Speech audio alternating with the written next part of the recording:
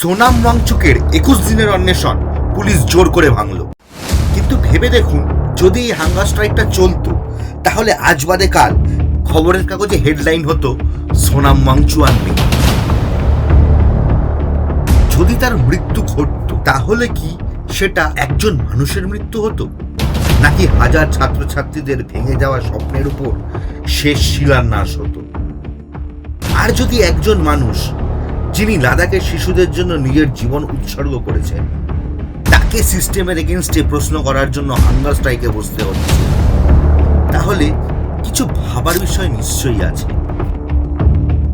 ভিডিওটা শেষ পর্যন্ত দেখুন, নিজেই বিচার করুন সিস্টেমকে প্রশ্ন করার দরকার কি ছিল। চলুন শুরু করা যাক। গত কয়েক বছরে ভারতে সবচেয়ে বেশি ভেঙেছে কোন জিনিসটা জানেন? বিশ্বাস। ভেঙেছে সরকারের উপর বিশ্বাস, ভেঙেছে পরীক্ষা ব্যবস্থার উপর বিশ্বাস। পড়াশোনায় পরিশ্রম করলেই যে তার ফল পাবো, আজকের ডেটে তার কোনো মানে নেই। কারণ লক্ষ লক্ষ ছাত্রছাত্রী দিনের পর দিন পড়াশোনা করলো, কেউ কোচিংয়ে লাখ লাখ টাকা খরচা করলো, কেউ গ্রামের বাড়িতে কুপির আলো জেলে পড়াশোনা করলো, কেউ বাবার শেষ সম্বল বিক্রি করে ফর্ম ফিল আপ করলো, আর পরীক্ষার দিন খবর এলো প্রশ্নপত্র বাজারে আগেই বিক্রি হয়ে গিয়েছে। কিন্তু এক মিনিট, নিট পেপার লিকের সাথে লাদাখের একজন বিজ্ঞানীর কি সম্পর্ক, যিনি ডাক্তারও নন, রাজনৈতিক বিদও নন, কোনো রাজনৈতিক দলের সদস্যও নন? কেন তিনি দিল্লিতে এসে অন্বেষণ করছেন? কেন তিনি বলেছেন এটা শুধু একটা পরীক্ষার প্রশ্ন নয়, এটা দেশের ভবিষ্যতের প্রশ্ন? আর সবচেয়ে বড় কথা, মানুষ বলে যে মানুষটার জীবন থেকে 3 ইডিয়টসের ফুনসুক ওয়াংরু চরিত্রটির আংশিকভাবে অনুপ্রাণিত হয়েছিল, সেই মানুষটাই হাঙ্গার স্ট্রাইকে বসেছিলেন, সেই মানুষটার জীবনই সংকটের মধ্যে ছিল। চলুন শুরু করি একবারে শুরু থেকে। তারিখ, নিট পরীক্ষার দিন। দেশের অন্যতম বড় পরীক্ষার মধ্যে একটি এই নিট। প্রতি বছর লাখ লাখ ছাত্রছাত্রী ডাক্তার হওয়ার জন্য স্বপ্ন নিয়ে এই পরীক্ষায় বসে, আর তাদের কাছে এটা শুধু একটা পরীক্ষা নয়, এটা পুরো পরিবারের স্বপ্ন। কিন্তু পরীক্ষা শেষ হওয়ার কিছুক্ষণের মধ্যেই সোশ্যাল মিডিয়ায় ছড়াতে শুরু করলো বিস্ফোরক অভিযোগ। প্রশ্নপত্র কি আগেই ফাঁস হয়ে গিয়েছিল? নিটের প্রশ্নপত্র তৈরি হয় অত্যন্ত গোপনীয়তার সঙ্গে। প্রশ্ন প্রস্তুত করা হয় এনক্রিপ্টেড প্রসেস, প্রিন্টিং, সিল করা প্যাকেট, নির্দিষ্ট সময় পরীক্ষা কেন্দ্রে পৌঁছানো, কাগজে কলমে পুরো ব্যবস্থাটা প্রায় অভেদ্য। তাহলে সমস্যা কোথায়? সমস্যা সিস্টেমে নয়, সমস্যা সিস্টেম যেই মানুষগুলো চালাচ্ছে তাদের মধ্যে। একজন, দুজন, তারপর আরো কয়েকজন যদি একই সঙ্গে নিয়ম ভাঙতে শুরু করে, তাহলে তৈরি হয় একটা নেটওয়ার্ক, আর সেই নেটওয়ার্কই বিক্রি করে দেয় ছাত্রছাত্রীদের ভবিষ্যৎ। তদন্ত করে বিভিন্ন রাজ্যে একাধিক অভিযানে উঠে এসেছে কিছু অভিযোগ।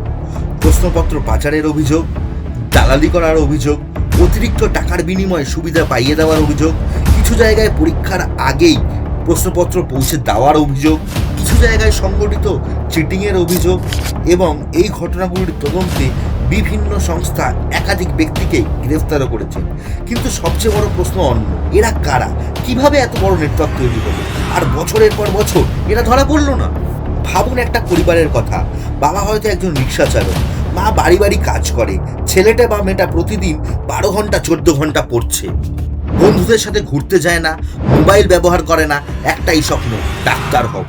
আর ঠিক সেই সময় কেউ যদি টাকার জোরে সেই পরীক্ষাকে প্রভাবিত করার চেষ্টা করে, তাহলে কি একজন ছাত্রের শুধু ক্ষতি হয়? না, ক্ষতি হয় সিস্টেমের উপর বিশ্বাসে।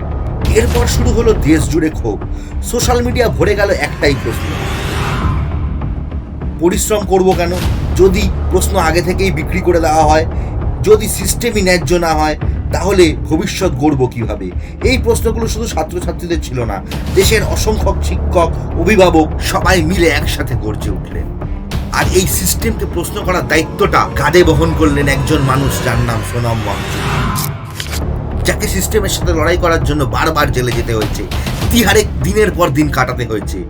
নিট পরীক্ষার প্রশ্নপত্র ফাঁসের জন্য তিনি আন্দোলন শুরু করলেন। আন্দোলনের দিকে যাব, কিন্তু আগে জেনে নিই সোনাম ওয়াংচুক কে। সোনাম ওয়াংচুক লাদাখের এক সাধারণ পরিবারে জন্মগ্রহণ করেন। ছোটবেলায় তিনি এমন শিক্ষা ব্যবস্থার সাথে মুখোমুখি হন যেখানে মুখস্থবিদ্যাই ছিল সবকিছু।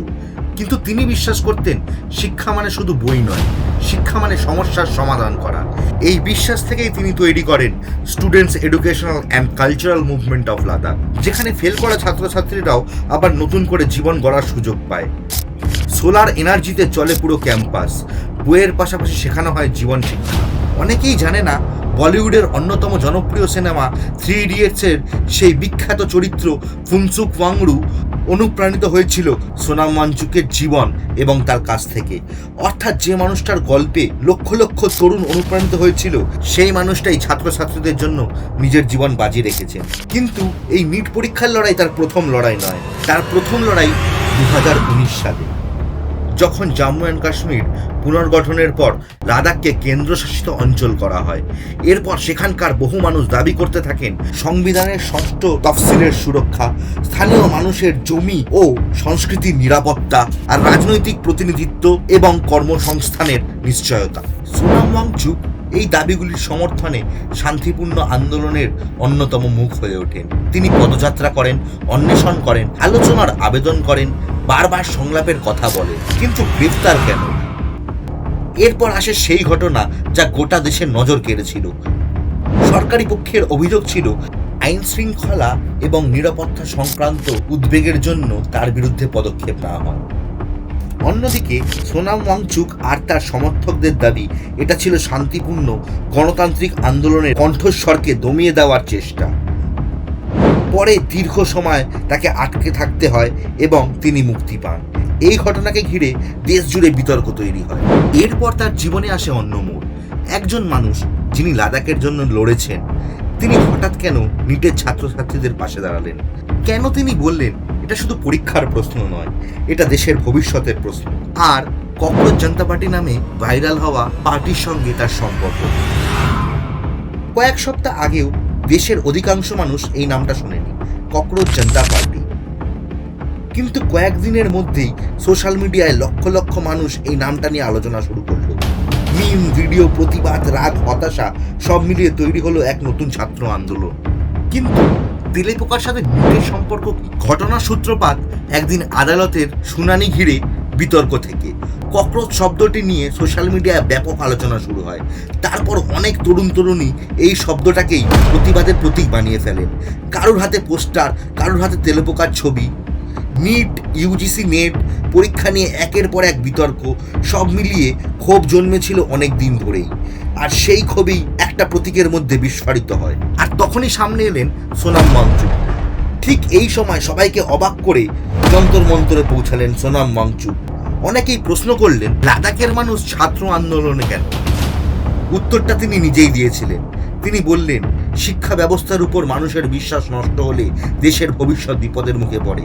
আর তার বক্তব্য, ছাত্রদের ন্যায্য দাবি শান্তিপূর্ণভাবে শোনা উচিত, কিন্তু কোনো রাজনৈতিক দলের প্রতিনিধি হিসাবে নয়, একজন নাগরিক হিসাবে, একজন শিক্ষাবিদ হিসাবে তিনি এই আন্দোলনের পাশে দাঁড়ান। তারপর তিনি শুরু করলেন অনশন। 1 দিন, 2 দিন, 5 দিন, এই করে দিন গড়াতে গড়াতে 21 দিনে গিয়ে পৌঁছালো। ডাক্তাররা সতর্ক করা শুরু করলেন, ওজন কমছে, শরীর দুর্বল হচ্ছে, দীর্ঘ সময় না খাওয়ার প্রভাব পড়ছে শরীরে। কিন্তু তিনি অনশন ভাঙলেন না, কারণ তার বিশ্বাস ছিল গণতন্ত্রে শান্তিপূর্ণভাবে প্রতিবাদের একটা শক্তি আছে। আর এখানেই ফিরে আসে ইতিহাস। এই দৃশ্য ভারতবর্ষের মানুষের কাছে নতুন নয়। 2011 সাল, আরেকজন মানুষ দিল্লির রামলীলা ময়দানে অনশন শুরু করেছিলেন। তার নাম আন্না হাজারে। তার আন্দোলনের মূল বিষয় ছিল দুর্নীতির বিরুদ্ধে কঠোর আইন। আজ সেই সোনাম ওয়াংচুকও একটা ব্যবস্থার জবাবদিহি দাবি করছেন। তবে দুটো আন্দোলনের মধ্যে দাবি এবং প্রেক্ষাপট এক নয়, কিন্তু দুটোর মধ্যে একটা মিল আছে। দুজনেই অহিংসা আন্দোলনের সাথে যুক্ত হয়েছে, জনসমর্থনের শক্তিকে বিশ্বাস করেছেন। কিন্তু সবচেয়ে বড় প্রশ্নের উত্তর এখনো মেলেনি।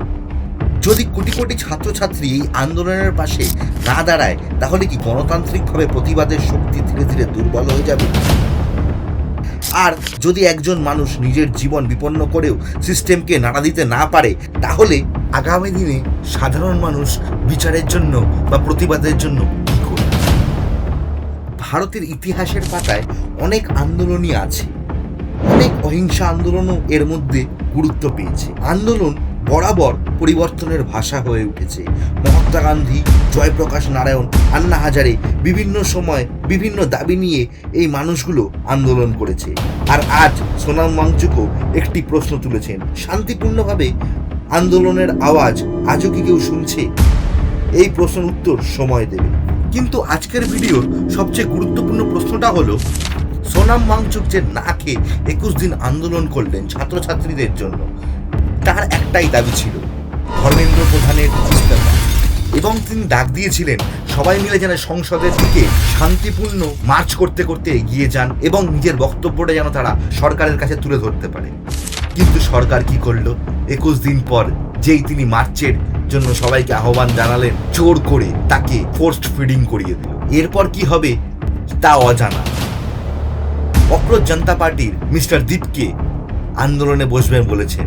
তিনি বলেছেন তিনিও অনশন করবেন। চলুন অপেক্ষা করা যাক, সময় উত্তর দেবে।